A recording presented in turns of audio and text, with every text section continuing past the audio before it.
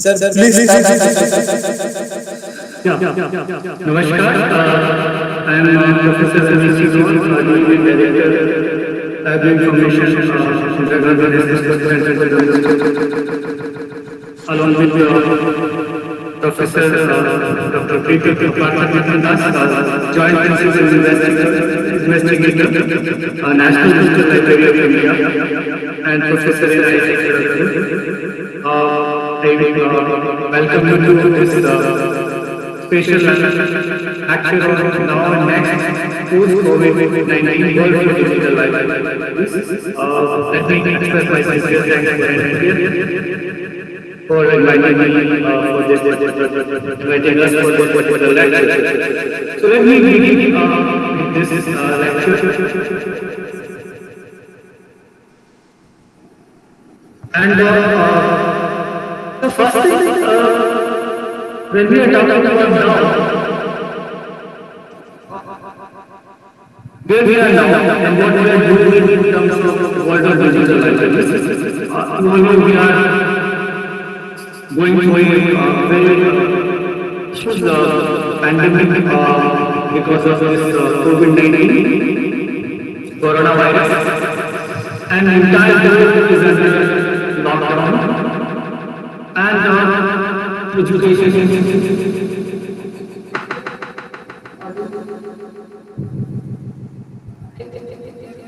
institutions are closed,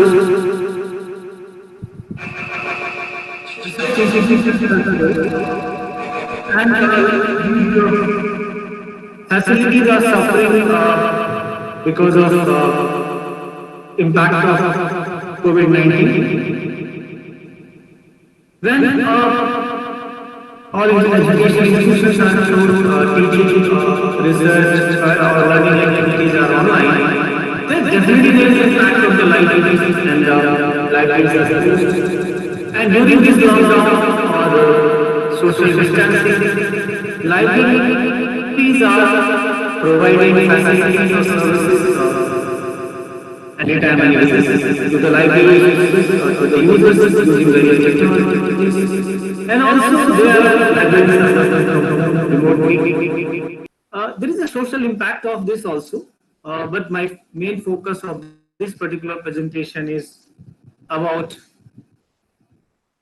current state of how libraries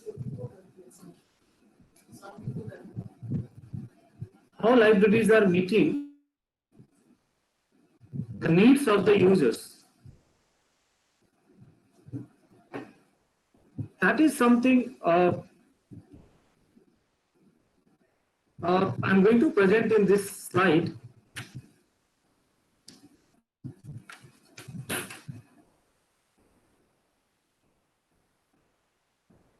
How all these technologies which are playing a very important role, how India is prepared for that.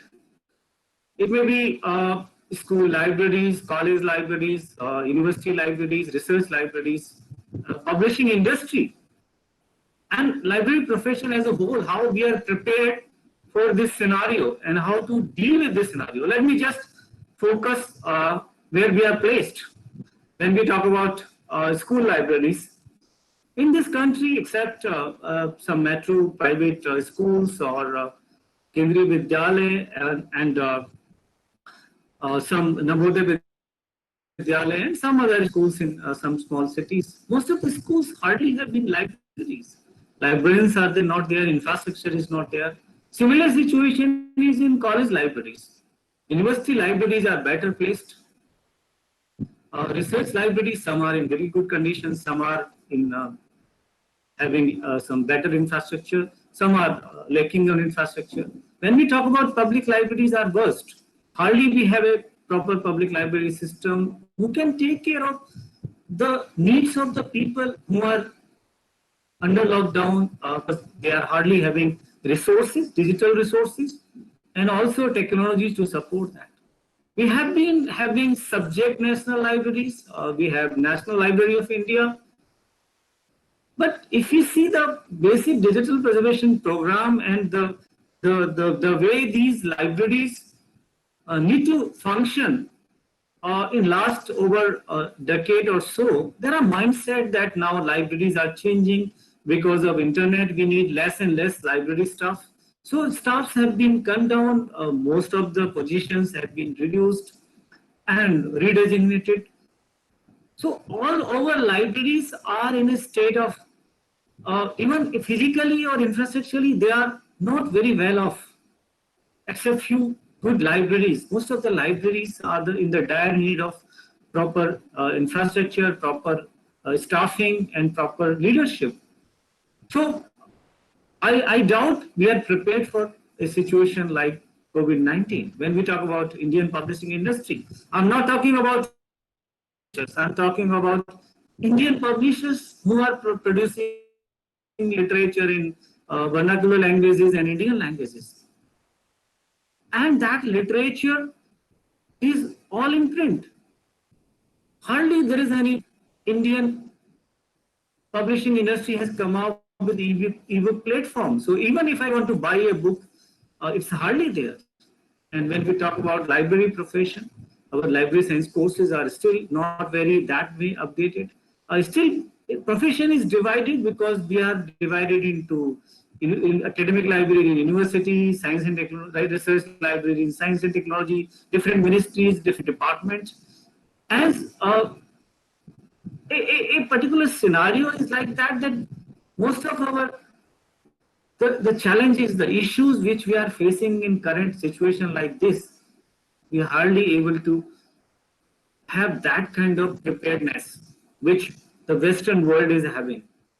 Some libraries are doing excellent work. Some professionals are doing excellent work.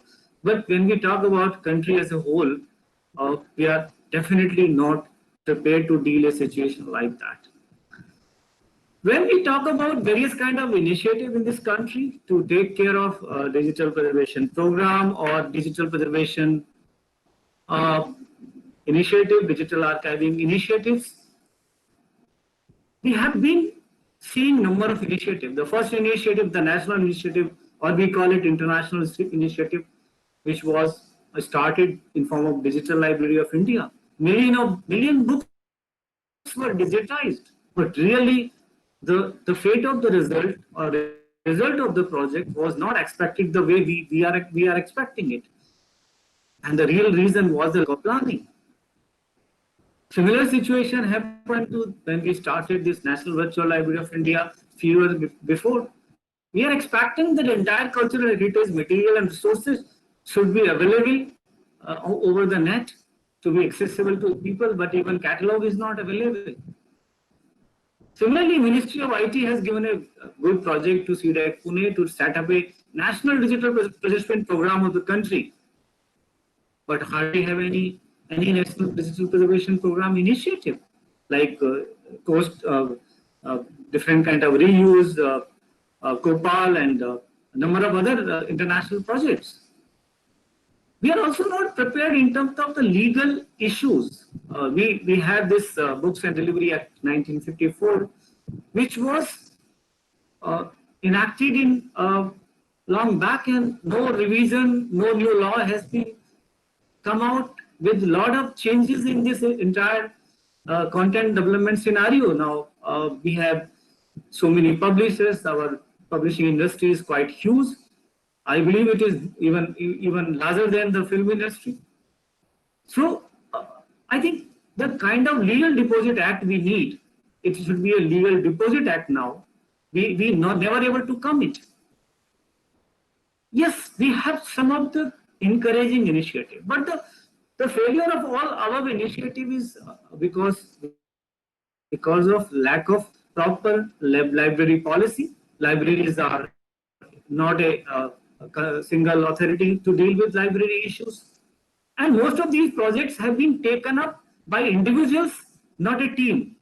I always believe for this kind of project, you need a very good team, consists of librarians, a person from the field of technology, the person from the preservation program. Also, we need public-private partnership which is lacking in these all initiatives. That's why, and these initiatives become individual driven programs. Once the individual left the program, what happens? The project is gone. When Professor Balakrishnan left the Digital Library of India project, the fate of the project has gone. We hardly have anything in terms of the objective aims and objective what we have planned. Similarly, when we are having a project like National Virtual Library of India, IIT Bombay will be the excellent institution. I don't have any doubt on the capacity and the competence of the people over there. But when you are working on a virtual library of India, you need to involve librarians. You need to involve people from different areas, which was never done. And that's a result. Similarly, issue in other projects. We hardly have taken up this issue of revision of all these Books and Delivery Act. eSource Sindhu definitely is a good initiative, providing a subscription-based product. But still, a lot of things has to be done. A consortia, when we talk about back files or archival material, it is still lacking. One good thing happens to this profession in our last few years is the emergence of National Digital Library of India. And I can tell you that this project is successful and one of the most successful project of the Digital Library Initiative in this country. And major reason is that people like Professor Das, they are so forthcoming, they are so collaborative, they have been consulting people from different streams, from library, from technology, from the publishing industry, from the collaborators, from multinational, from UNESCO. So this is the way a project should be organized. So that's the scenario we are currently here. I will tell you one thing, like in this current scenario, teachers need information for preparing lectures, delivering presentation, and all kind of scholarly needs. And similarly, the situation for our students. They will need information. We have started online classes for schools, for university, for colleges. But we are unable to understand that when we are having online classes, both teachers and both students, they need reading material, supporting material. And that supporting material, because of lockdown, you cannot provide in physical form. You have to provide in digital copies. And I think question is that, do we have that kind of digital contents available in this country? Are we ready to understand the shifting user behavior? Are we really understanding the different kind of priorities of the users? Still people believe library is the best place to get peer-reviewed information or the best authenticated material. And they want Google-like search, not Google search. They want speed and convenience in access. They want high-quality material. They want different kind of delivery process. They want help in, because there's so much available on internet. They are fed up with this information available on the internet. There are now a lot of issues on consideration, maybe related to content development, on copyright issues, on digital rights management, on different kind of technology issues. People want now different ways of dealing the information, virtual reference services, use of remote access technologies, discovery services, and research data management, engage the community. So the needs are expanding in a way. How we are prepared to fulfill those needs of the users. These all kind of digital library contents, are we ready to provide except subscribe content? How many institutional repository we have developed? How many digital repository? How many digitization we have undertaken? In cultural and heritage sector, we may have done digitization of a lot of material, but how much is available online? How much is accessible over the internet? Issue is that electronic delivery is only possible when information is available on the internet. In terms of open access, how we are prepared? Do we have any national policy? We have national open access policy like Plan S in Europe. Are we having even institute level policy? How we are dealing the various issues of publishing, predatory publishing, or different kind of other issues concerning open access? How much awareness we have created? How much we are encouraging our users in creating open access journals? We all depend on Google. I would like to tell you, Google or any standard search engines does not index more than 15 to 20% web contents. How to access 80 to 85% web contents? Moreover, Google does not certify that this information available is authenticated or not. It is peer reviewed or not. While searching on Google, what you are looking for may not be the first in relevancy ranking. This is such an information overload. So believe me, there are mindset. People talk about now everything is available on internet. I want to tell them internet is not a library. Internet is not even a digital library. Internet is a huge web. And there's a surface web, there is a deep web, and there is a dark web. And it contains so much material, and everything may not be useful to you. Everything may not be of relevant to you. And these deep resources, there is a lot of hidden, invisible contents, academic information in it. There is a lot of government data in it.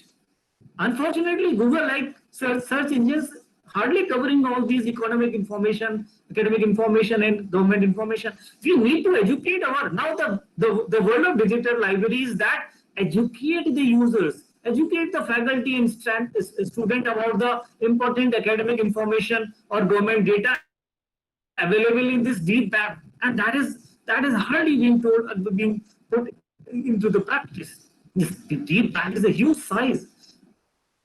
Now, how to search over the deep web? You need to make a preparedness about different kind of meta search systems. We need to work different kind of fact search technologies where you can have live search. We need to work on various kind of discovery tools by using index. We need to work on the combination of federated and discovery search by making it a web skill discovery. An advantage is that we can provide Google-like search anytime, anywhere, access to library subscribed resources, to the selected open access resources. And if you see the scenario, this is some of the data. I collected some data. Hardly I found 100 and something, even not 100, about 90 libraries are using these kind of discovery tools. So this is something we need to understand, that when we are dealing a situation like this in lockdown, we need to really understand that we have to prepare ourselves in use of those kind of meta search engines, and we need to educate the users. If you want to search deep web, what are the tools available?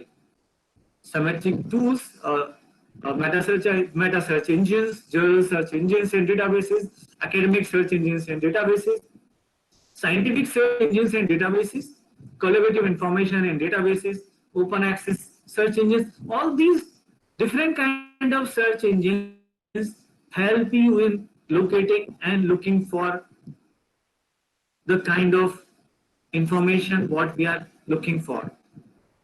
Means how to search deep web. So these search engines help you in searching over the deep web. And if you integrate this deep web with remote access technologies, if you integrate the deep web with the remote access technologies, it becomes anywhere, anytime access. And that particular way of providing services are the users looking for. Like, you have to serve the people where they live, where they learn. You cannot compel them to come to the libraries. And I also believe that it is not necessary that everybody should come to the library. Library should reach out them. And how to reach out them? That is the way these technologies are important. And that is the way it may be remote access technology, it may be discovery technologies. And there are examples like when I was in GNU, I implemented all these combination, and with the help of these technologies, users over there able to access all the library resources anywhere, anytime. And that is something we have to think of, making different kind of digital libraries that can be accessed anywhere, anytime. Like all these digital library initiatives all over the world, which are in abundant large number. Uh, and you see, except NDLI, all these initiatives are from different countries, mostly from the US. These initiatives provide you such valuable information. They provide you so important information like if you want a book, your teacher is teaching in this lockdown and this book is not available in the library. I got a request from some French faculty in JNU. They want a book. He want a book on of French that I found in this internet archive, and that book can be learned from internet archive. Similarly, we have our own initiative, National Digital Library of India, and that particular initiative will help you in knowing how Indian contents or various other contents available in Indian libraries which are accessible. I think more about these contents will be shared with you by uh, my co-presenter, Professor Partha Pritam Das. So now I will take up my next part of presentation when after his presentation on National Digital Library of India. So let's listen Professor Das on various how National Digital Library of India is taking care of these challenges and what most important things are available. So over to Professor Das.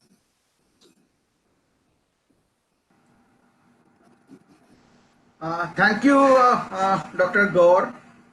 It was really nice introduction to the topic, to the issue of the day, and I would actually right away start with the presentation, and let me take you to the screen.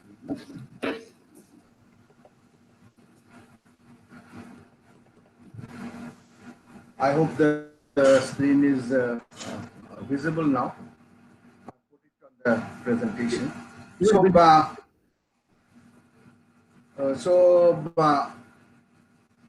I want to specifically take you, the students and the colleagues, I want to take you through this initiative of National Digital Library of India and particularly contextualize on what's been happening and what is happening now and what we can expect to happen beyond this major disruption that we have had in our life here.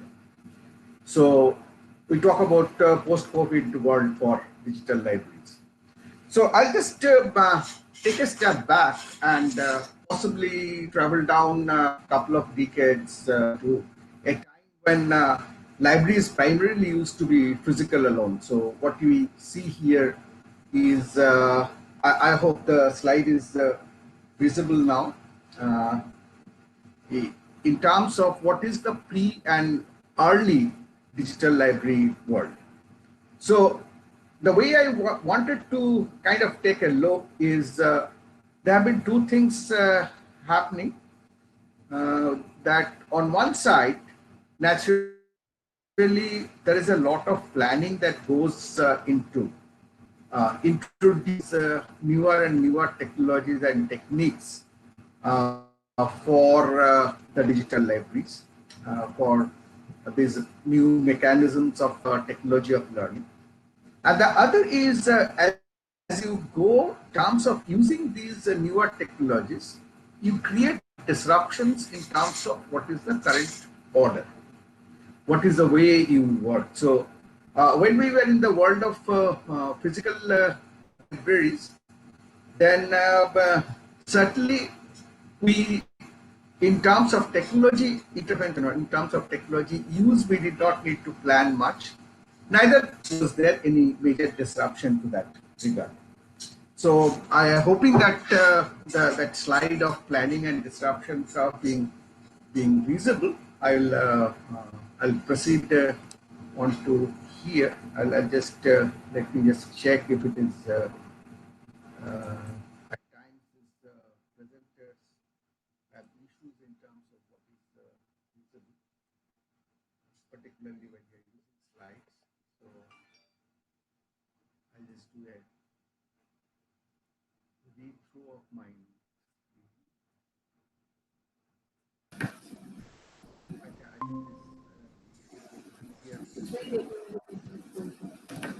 view to be there. Okay, so I'll move on from this point. Mr. Balaji can make sure that the presentation is coming properly on YouTube screen. Now, in this context of what existed in terms of primarily the physical library world, NDLI as a project was started sometime in 2014 end with a vision to build a national knowledge asset, cultural asset, which can be used by every citizen of India, primarily the students, of course, but obviously several other lifelong learners, different professionals who use that for contributing towards education, research, innovation, and the economy. And it was launched nationally in 2018, and it is an open and inclusive library. Open in the sense it uses completely open source technology that is inclusive in the sense of it tries to provide educational service for all levels of students. So irrespective of whether you are a student of school or you are in early college or you have graduated, you are a university student, you are a researcher, you are expected to get your required educational material, research material in this library. And it also tries to cover all different languages in which India provides education. So it's a one library for all of India that NDLI has been built into, transitioning from the major space of physical libraries, transitioning in synchronization with what the rest of the world, the digital libraries in the rest of the world had been emerging as. And in that context, it will be appropriate to let you know that NDLI is available on the web. You can use it in your browser anywhere, whether on the desktop, laptop, tablet, or you can on your mobile as well. And on the mobile, you actually have applications both for Android as well as for iOS, which you can download from the respective stores. You all know how to do that. And you can just keep using. It also helps you use the library in multiple different languages. As of now, there are about 10 languages in which you can use the library. So, having said that, I mean that's the kind of digital educational support that have been built into NDLI. I would like to summarize that well till up to till the point all these disruptions of COVID started happening. NDLI has had about 4.6 crore contents, of which nearly 3.7, 3.8 crore open, which means that you can actually not only locate them, but you can use them in full text in a legal way, in a free way. And there are about 30 lakh users who use these contents. So in the slide, you can see these contents can be searched, these can be browsed through different ways. You can filter, once you have found a result, you can filter that content and actually try to get the content that you love. And all this is free. All that you need to do is just go there and start searching, browsing, and enjoying the content and making use of it. A wide range of featured contents will include, for example, for the school level, there are books from almost the entire collection of books from NCERT, from at least 20 different school boards, CBSE. There are certainly huge number of NPTEL course lectures, very interesting audio books from LibriVox, several, tens of thousands of research documents from Shodh Ganga, the research repository of India, and so on. And on top of that, what is most interesting and important in the context of education is this is just not a library. I mean, in contrast to most physical libraries, which keep books and articles and thesis maybe. But in the digital space, this library has several video lectures like NPTEL lectures. It has question papers. It has tutorials, solution manuals, different kinds of data sets that you need to work with, and so on. So it has been going as a major support. And if I look into my space, what in going to that space of what's happening in terms of the digital libraries, that physical libraries were required low amount of technology planning, and that way disruptive in that sense. Now, when we introduce things like the National Digital Library of India, or if for that matter, any big digital library, then you put in a lot of planning, lot of resources, lot of efforts. And as you can see on your presentation screen, that a digital library like NDLI comes with a large collection of digital books, multimedia contents. You can search and browse, you can access it anytime, anywhere, all those green points, which are basically the core services. And then what starts happening in terms of education, which is critical for all of you students and teachers, is around this digital library services, significant amount of digital learning services starts building up.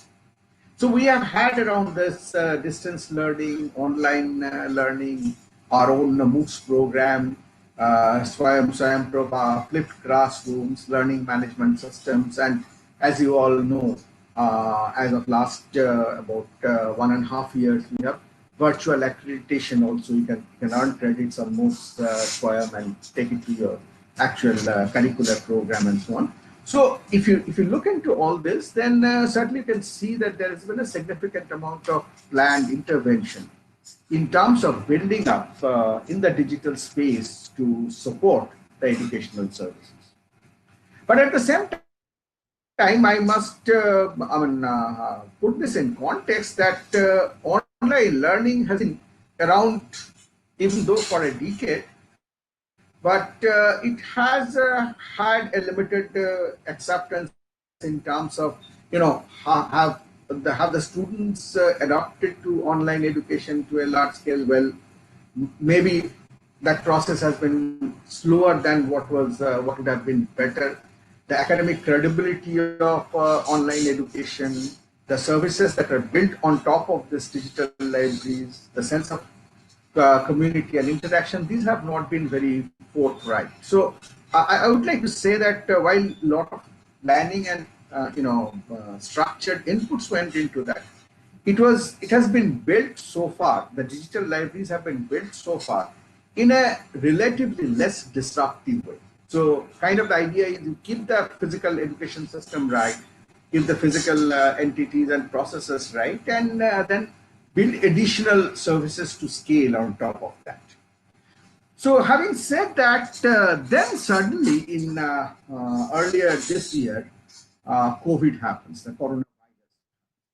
So I'm certainly not talking about the viral aspects of the whole thing, the biological and medical aspects, but it has induced an uncontrollable amount of disruption to our life.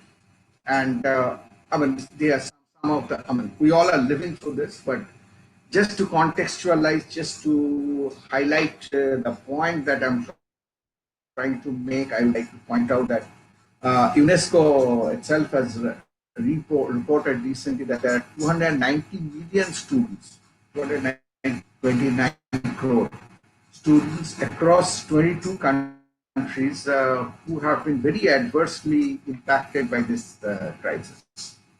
And certainly these are primarily in terms of certain sections. In India, the impact certainly is very, very high. Now, if we look into this, then certainly when we get this, then there is a major change in the whole perspective of how you look at the digital library. We have been using digital library as a kind of icing on the cake, kind of. We have an education system, so things that we cannot do easily, the digital slowly grow, but grow to a scale and so on and so forth. But now suddenly your life comes to a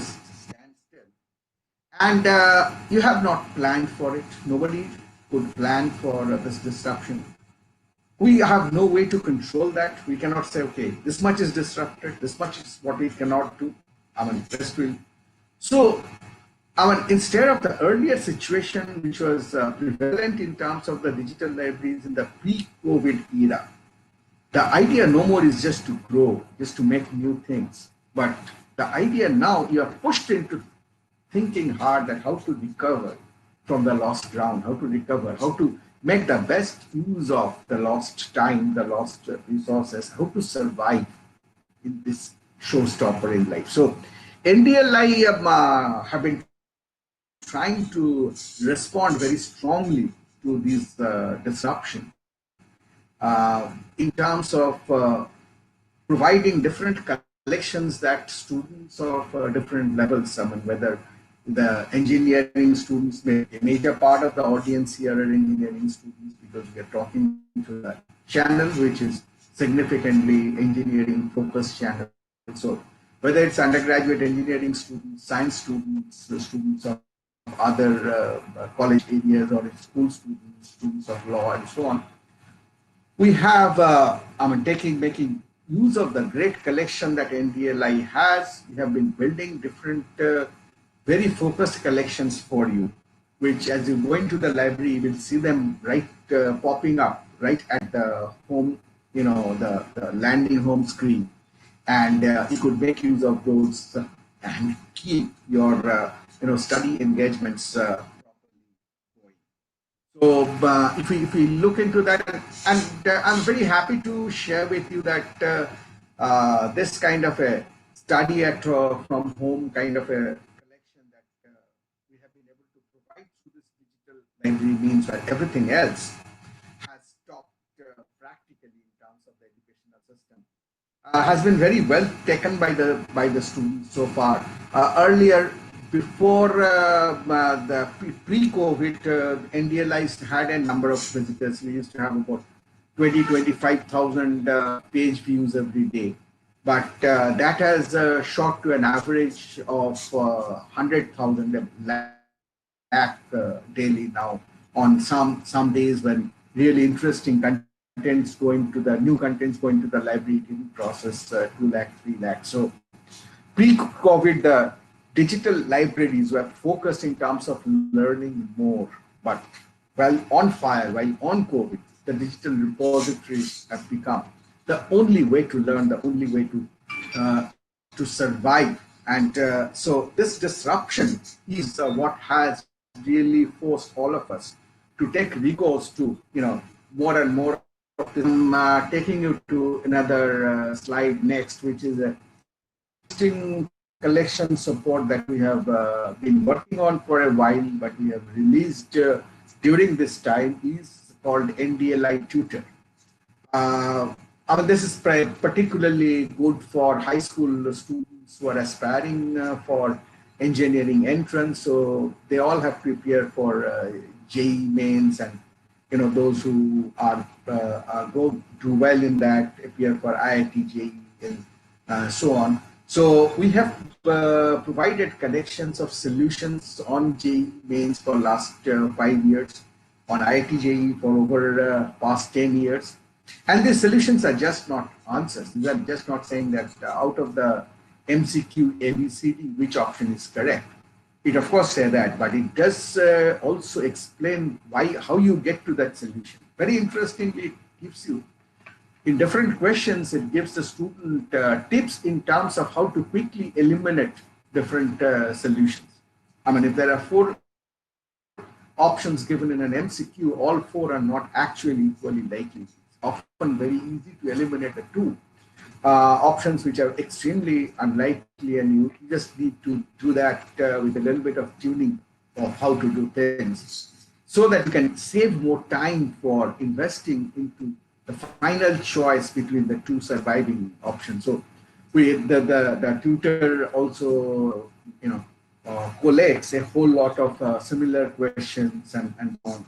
So these are different interesting collections which we are regularly trying to bring to the students to make their learning during this COVID period easy, to make this on-COVID disruption create at least less disruption in your educational plan. Another very interesting aspect that from NDLI we have provided, which particularly the senior students, most of the senior students will find interesting, is we have launched a COVID research resource repository. So what this means is COVID, as you have started understanding, is not something which has come in and kind of is a virus, and it will soon have a vaccine and a process, and it will go away. It's not going to be like that.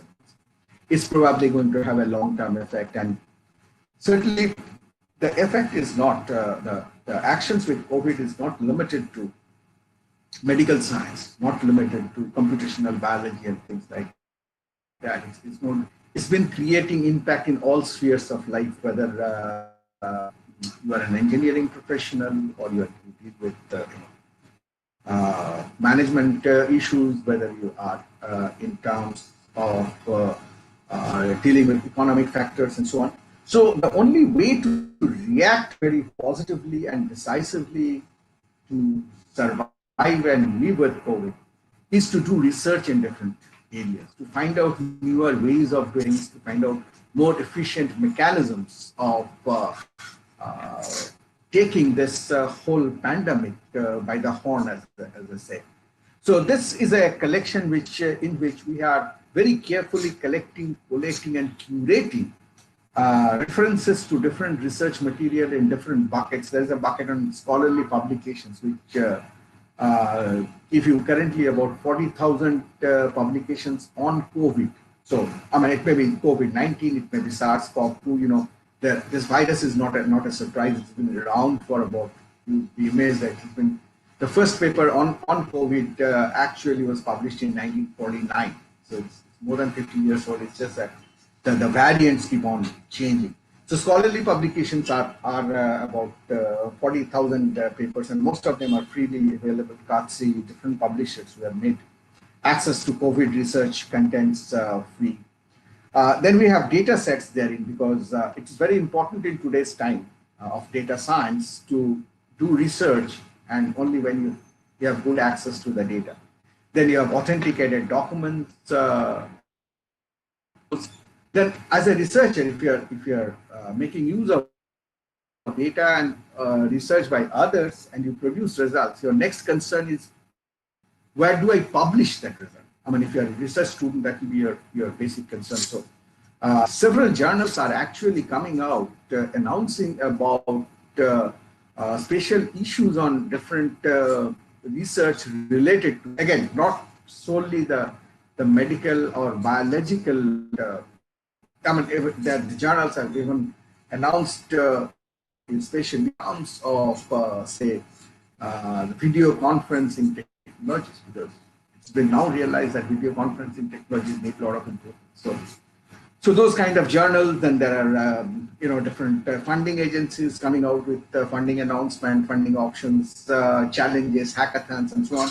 So all kinds of different innovation and research opportunities around COVID. You can find information about that in terms of the on COVID repository support from NDLI.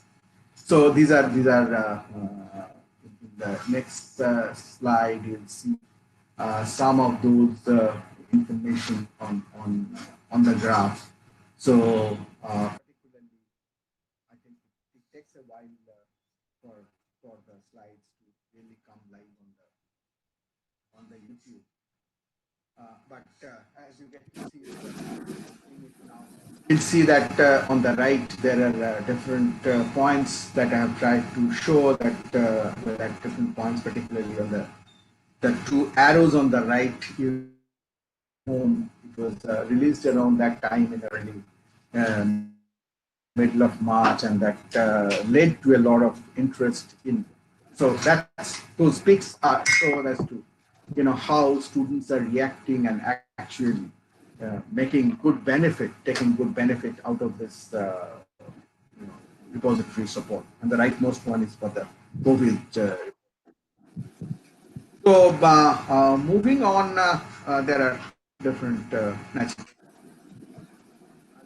goals for the want of time. Let me next settle down back to my original model in terms of what's been happening in terms of the digital libraries. So we had a look in terms of the pre-digital library period of physical libraries when we had low requirement of low technology planning and low disruption to the whole thing. And then we had the pre-COVID NDLI kind of digital library scenarios where a lot of planning went in, a lot of systemic development happened. But the whole idea was not to create disruption because the whole idea was to be incremental. And then now I show you the third of the quadrant filled up on the left top, as you see, is where you did not have an opportunity to plan, but you have a disruption which is of the highest order. So you can see the red points. The institutions have been closed, the students have been sent back to home, examinations are cancelled, conferences are called off, and so on and so forth. I mean, you all will equally know the kind of disruptions that have happened. And there was no time to plan, but even with whatever had been built up in terms of these digital libraries, people have moved on to online classes, online evaluations, conferences, and in a way, there is a realization which is started to dawn in everybody's mind, particularly the circle that digital libraries are not really serving the purpose of libraries, that is, which was limited to kind of search, browse, or access, but they are kind of turning out to be the core center of learning, the center around which the next generation of educational technologies, next generation of educational processes have to dwell. So, as Major Harsh Kumar, the Secretary of NCERT, recently said this a couple of weeks back, that at the outset, the online education portals cannot replace schools, which everybody needs. However, at this time of crisis, we need to evolve innovative methods of learning, and online education portals are the answer. So that has been the on-COVID response of digital libraries and associated services, the whole crisis. So if I move on to to conclude my talk, what certainly we all are looking forward to, expecting to get ready for, is the post-COVID world. So how will be the post-COVID world? What we mean by post-COVID is where the immediate threat of the virus is expectedly not there, at least not at a large scale. The very severe limitations put on by lockdown and stay at home has been somewhat relaxed. But even if that's significantly relaxed, even if the threat of the virus is significantly reduced, the question is, would the post-COVID time?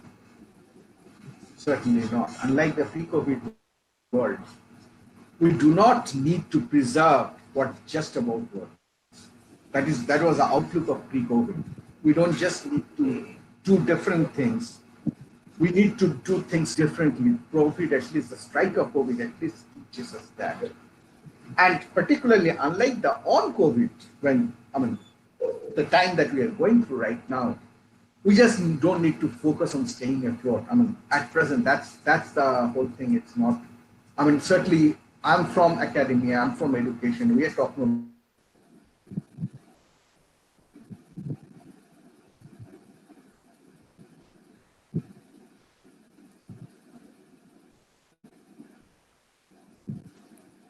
on staying afloat, but post-COVID is actually about going beyond that. So, what kind of things that we can think of in terms of going beyond this era, where it's not only that a low level of planning as we have in managing with during the on-COVID period now is going to be enough. We need to plan a lot, we need to invest, innovate a lot. But at the same time, The COVID has taught us that, be ignored. Disruption is the way to go. So we have to think instead of being really out of the box, think which can disrupt, put digital libraries for knowledge in action. It's not library originally was a storehouse of books and a space where people could go and study. We migrated to digital libraries and reduced the need for people to go to the library. Started going down, but back in action, digital libraries will certainly, as it is posing, will return as a center place for knowledge. Around them will be places for innovation in engineering, science, technology, and arts and culture. Access for all is has to become a much bigger issue. This is it's shown that it's particularly the on COVID has shown us that it's not enough just to have this digital library and knowledge access limited to cities or type A towns and so on.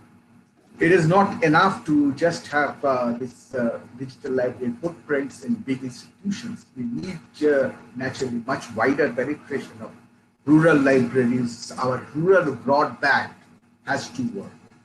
I mean, partly India has been able to manage certain impacts of the COVID crisis because to a certain extent it broadband work, but still far away from where it should be. Our rural broadband is still in a lot of jitters, instability, lack of bandwidth, and so on.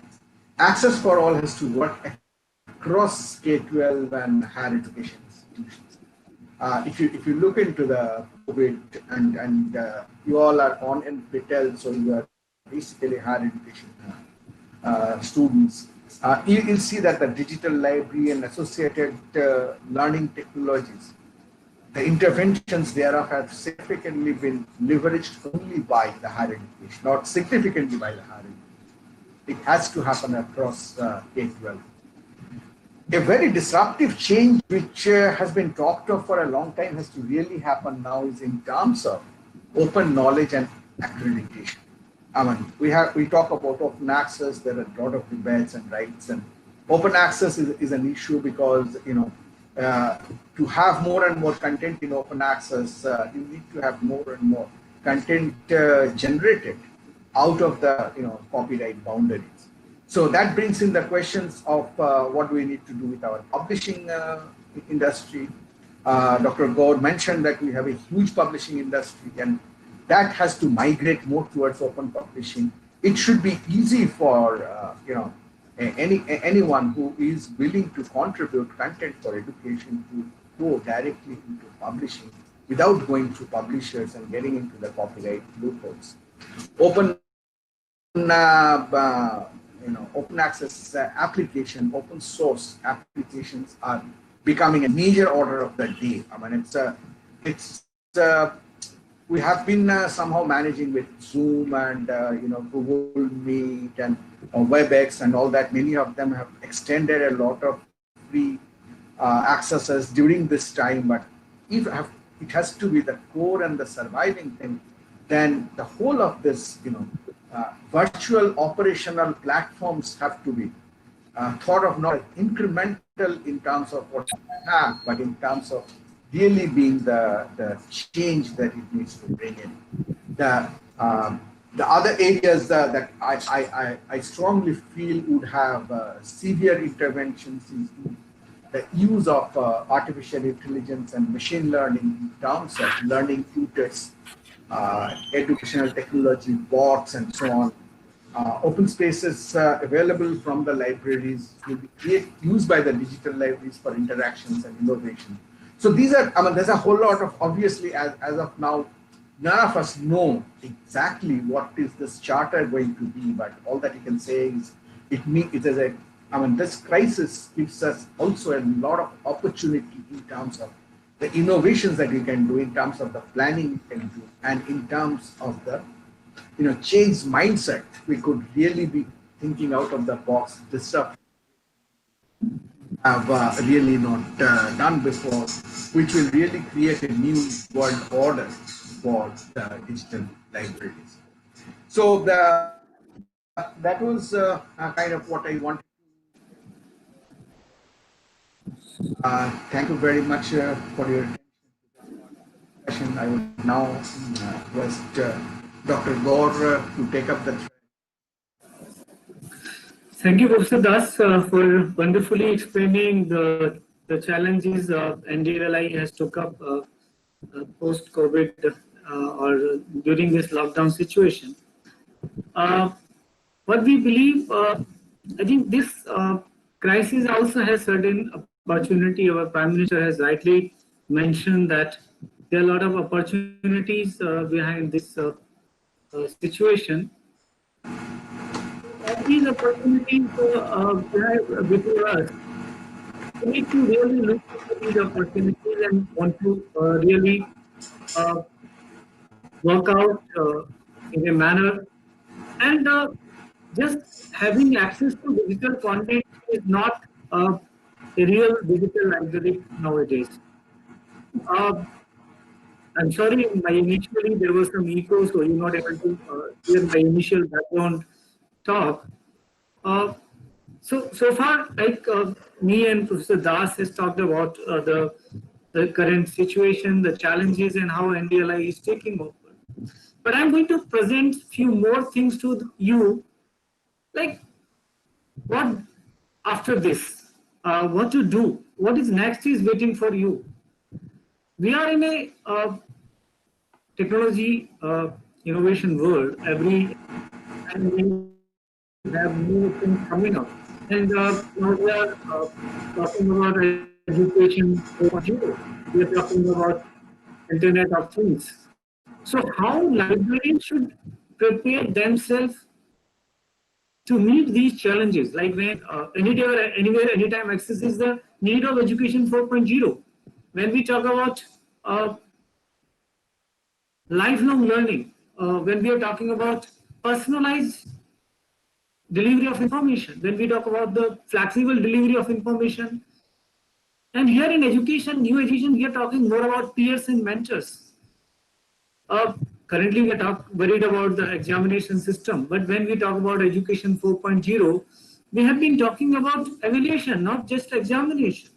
So all these challenges what libraries are facing today, how we should think of having academic libraries 4.0, how we choose flexible learning paths, how we focus on imparting life skills, the lifelong learning, and our activity should be focused on student-centered learning methods, and use of technology has become a prerequisite, a very, very important thing. So what world of libraries will offer all these challenges, where we can talk about how to engage our users in their domains where they live, what the activities they do, the research they do, how we can, as a library, how we can engage them, how we can integrate. So it's more about engagement and integration by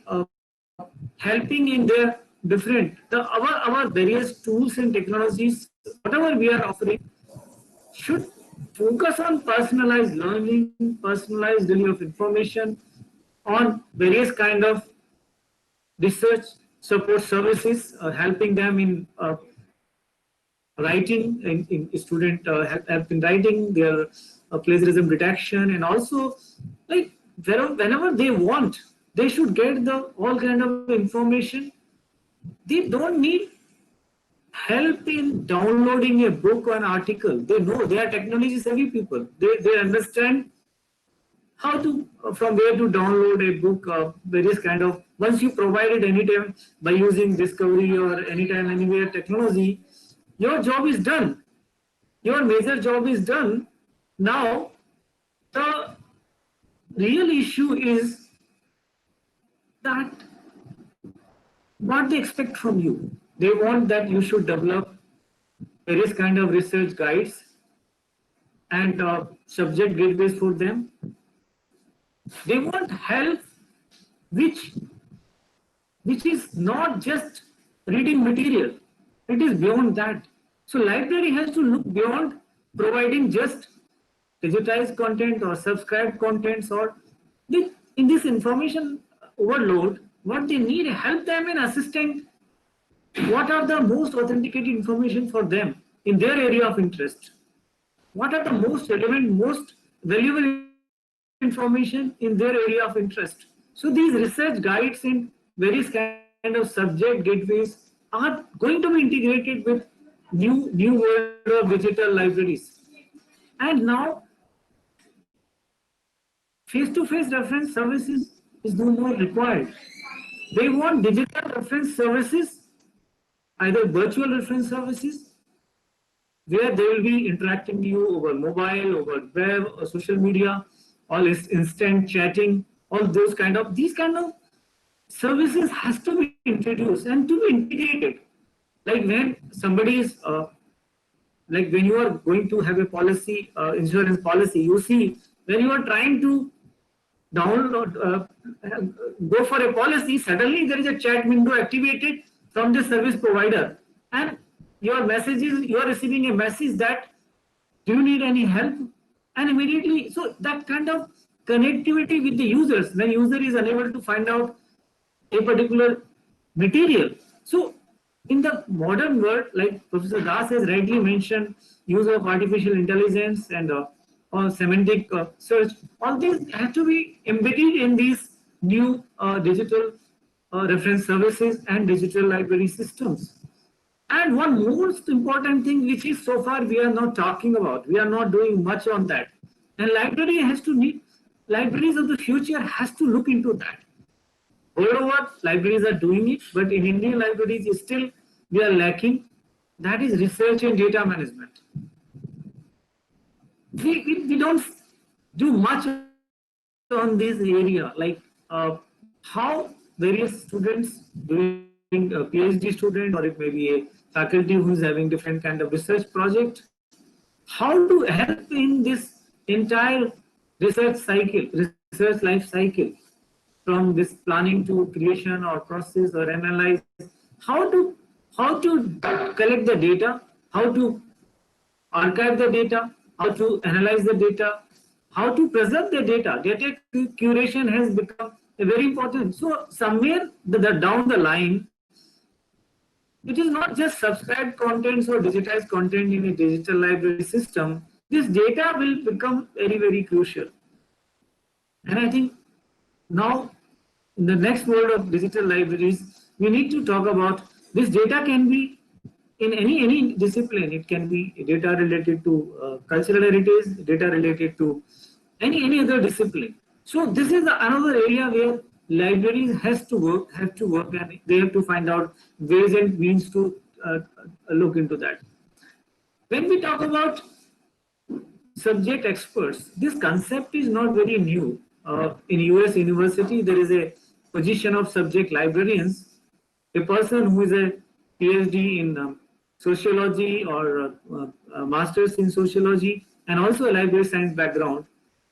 They are acting as a subject librarian. So we have to think of providing expertise in different disciplines. We have to talk about like how to help them in their subject discipline beyond providing reading material. So this is a concept of subject librarians need to be introduced and need to be integrated with our online system or digital library system, where subject expert is available to talk to the student, to guide them. Like suppose a student is making a synopsis, what kind of books and other material he or she should refer in that particular topic. So that subject expert, beside understanding the library requirement, should also have understanding of subject in that they are working. And now this is key, electronic document delivery of contents, something on demand, something just from your side. Have a proactive approach, like this email alert service. Whatever new information coming in the area of interest, make the subject profile of your faculty members or your students and set up the e-alert and whenever some good article or good service is coming, it should be given to them. Many times it is not, many articles are not available in PDF form, particularly when we talk about uh, multiple campuses and resource utilization and resource uh, enhancement.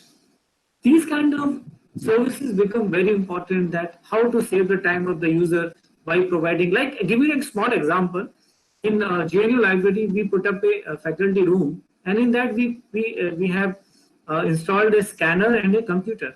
So if particular faculty want to have an article, instead of photocopying, he or she can get it scanned and email it to herself. That article is not available in electronic form, it is a back issue of article. Similarly, some library staff can help, some request is received. So this electronic delivery is also need to be linked with the offline material, and that should be supplemented or may complement the digital resources. We have to look into the needs of the persons with visual impairment, maybe pain disability, maybe any other kind of disability. So libraries have to prepare, and the content should be like, you digitize your material, it should be accessible. If you don't make it accessible, the blind visual impairment student, they cannot read it, they cannot go through the material because it is not accessible, the file is not searchable. So all these care should be taken, various kind of barrier-free services in the library. So all these things, and we are in the world where online learning has become a reality, and tools like all these MOOC or Moodle or OER, Open Educational Resources, are going to play a very important role, a very key role in the future. And this particular situation of COVID-19 has proved it, that India has to prepare in terms of open access, in terms of open educational resources. We have to do a lot. And libraries has to play in promotion, in integration of these resources with the library contents, and have to guide the people who are not aware of all those things. So this is something we are looking, virtual library tools are important, particularly in current situation. How to know about various library services, so virtual library tools are very important. To conclude here, what I will try to say in my last slide, that now we need smart libraries, and for smart libraries we need smart librarians, round the clock working librarian, proactive and creative, innovative, very well trained in new and emerging technologies. And I think we have a traditional approach of users coming to the library. Actually, we have to have an approach that we should reach out them, become a teaching research librarian. You teach them, you help them in research, and you become a trained setter. I always say that out-of-box thinking is very important. You, as a librarian, when we talk about new world of digital library, your creativity, your help in designing the system is utmost important. And I always say that a librarian has to act as a friend, philosopher, and guide, which is the philosophy, and it was the saying of our great Dr. S.R. Ranganathan. So I think with these few words, I would like to close my presentation, and would like to thank NPTEL. And now with Professor Das, we will be happy to take up questions, whatever have been received to us over this during this presentation. Thank you very much. Thank you, Dr. Gaur. Thanks for summarizing. In the meanwhile, I did take a look at the set of questions that we have received. Now, some of those we can respond to. Certainly, some of the questions are related to general COVID situation, which neither falls in the purview of this discussion, nor we are experts about talking on them. So certainly I will skip those. There have been questions on what is the best software for digital library. I would say that there's no one unique answer for that, and certainly when you talk about digital library, there are multiple aspects that can be talking about.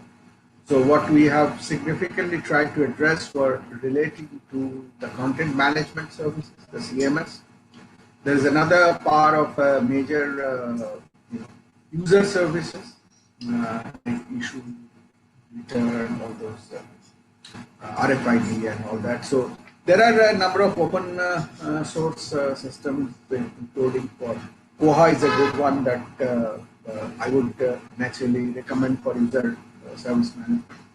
And DSpace is what we use in NDA Live for content service management, and also use Solar in the backend. So that's uh, and there were some questions which relate to naturally aspects that we have touched upon is how the student access digital library. Students do not have, of course, these are two things, and I specifically try to talk about them in terms of the rural broadband. Certainly, all of these will apply only if you have the connectivity. Certainly, this is not a discussion about how to have that connectivity. That India as a nation has given a wide connectivity to the citizens, has to get wider and has to reach every corner of the rural India. So we are not in a position to give you any specific solution to that, but it has to be there. It has to. And it is required not only for education, it's required for the basic survival in the country. There was a question in terms of, can you please share complete structure of central library requirements in engineering college department wise? I would request the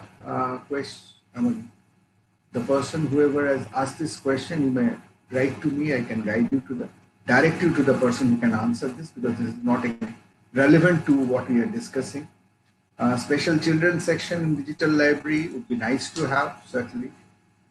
If you look into National Digital Library of India, I talked about briefly about LibriVox, which are audio books. These are really nice story books read out. So much of them could be used by the children. But in spite of our deep intention, we have not been able to create a kind of children's section yet in National Digital Library of India. Someday we should be able to do that. There have been some questions relating to which NPTEL should respond to regarding attendance and certificate. Again, Dr. Gaur and myself, we are resource persons, faculty, talking on technicals. We answer questions on those. Obviously, NPTEL personnel will see this sheet, so they will respond to those.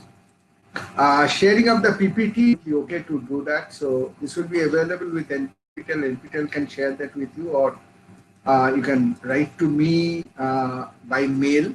I can share it across. My email address is easy to get. I'm at IIT Kharagpur. So go to IIT Kharagpur, look for my name, you'll find my email address. How to access the digital library? I think we have talked about how to access National Digital Library of India. If you go to Google, just type National Digital Library of India. The first link that comes up is of NDL Live. Go there and start using. Or if you want to do it from your phone or an Android phone, go to Google's Play Store and type National Digital Library of India. Similarly for iOS, you can start using that. There is a question specifically for Dr. Gaur. Dr. Gaur, would you like to take that? What could be a process for getting heritage items collected by a single person to a digital repository? How could he or she contribute his contents with metadata? Dr. Gaur, would you like to take that? This question specifically for you.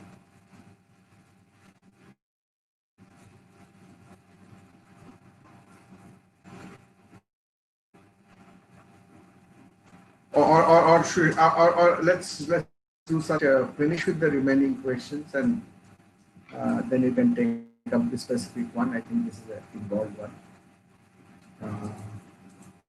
Then I think in the remaining good information, I'm aspiring researchers. I'm an aspiring researcher in bioinformatics. How can I make use of the data set and equip myself to make research more thankful? So Weaver has asked the question, Deepa. Please go to the data sets section in the COVID research. You'll find a lot of data sets references, and we are making a next release of the COVID research repository next week, sometime next week. So please do revisit after about a week. I'm sure on the data sets section you'll find a lot of new data set references coming in, including data sets that are shared through GitHub and such code repositories. A list of libraries whose contents are available online along with general areas of specialization. Again, I'll have to leave that question to Dr. Gore. My knowledge in this area is low. My question is, the National Digital Library have study material for NEET students to help them? Yes, we do, Priyanka, but yet the NEET solution set, like I talked about the JEE mains, and I talked about IIT JEE, the NEET solution set is still not fully developed.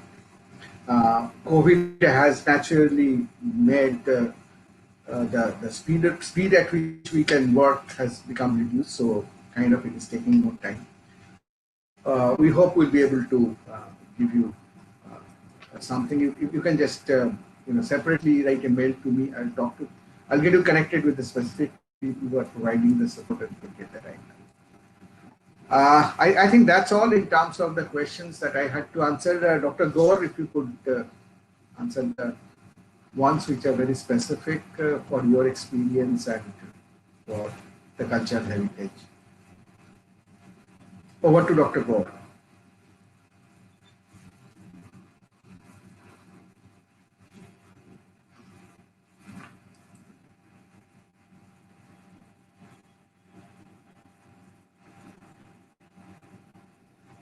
Hello.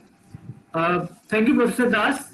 I come across 2-3 main questions which I need to address. One is that somebody is asking about the best digital library software. It depends upon the size of the collection and the library and services. Even Koha Library Automation software can help you. DSpace is there, Fedora is there, uPrint is there, and there are a number of commercial softwares available for that. When we talk about various kinds of collections of libraries available over the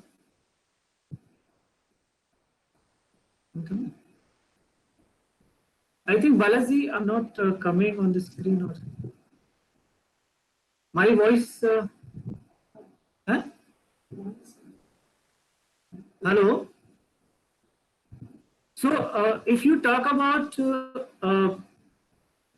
various questions which have been raised, the one question which I come across is that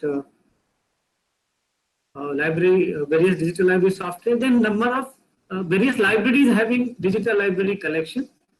There are a number of libraries which are having their repository, institutional repository, like for example, National Archive of India, National Archive of Delhi, State Archive of Delhi, sorry, have recently digitized entire material. Asiatic Society in Mumbai has a rare book collection. Similarly, there are a number of ETD repositories available. There are a number of institutional repositories available.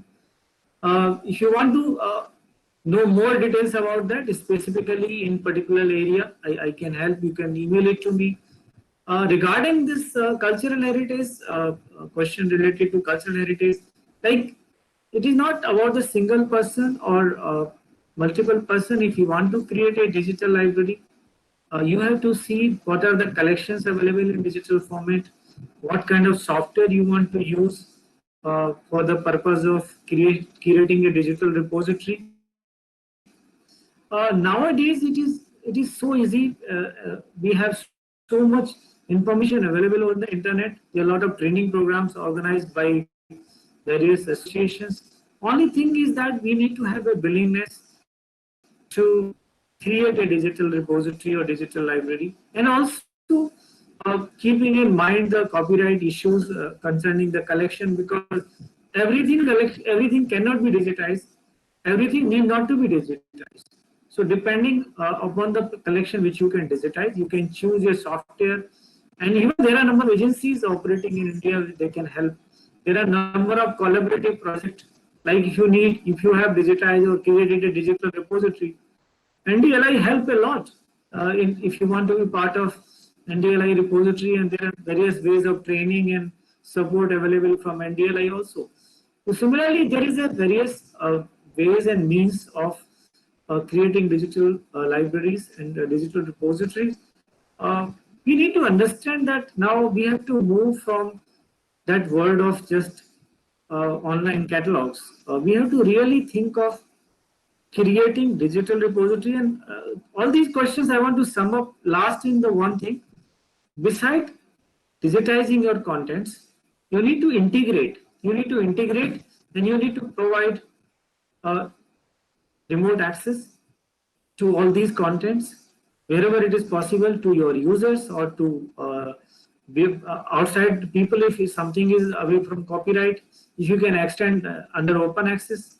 So all these issues concerning creation of contents and integration of these contents with various library services, various kind of engagement with the researcher and other users, I think all these have to be taken care by the libraries in the coming days. And we have to really work hard for libraries like school libraries, college libraries, who are the most sufferer in these kind of situations. They don't have that kind of availability of the content. At the same time, our various industry, government agencies has to come out with the policies and right kind of laws to really make accessible all these open access and facilities available to.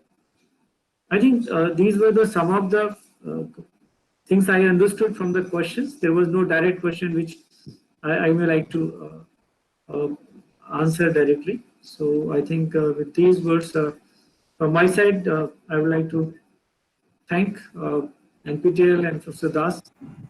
Anything, if you come across any other question, because the seat is not with me.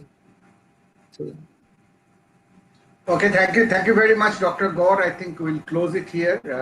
Thanks to NPTEL and students and colleagues for attending.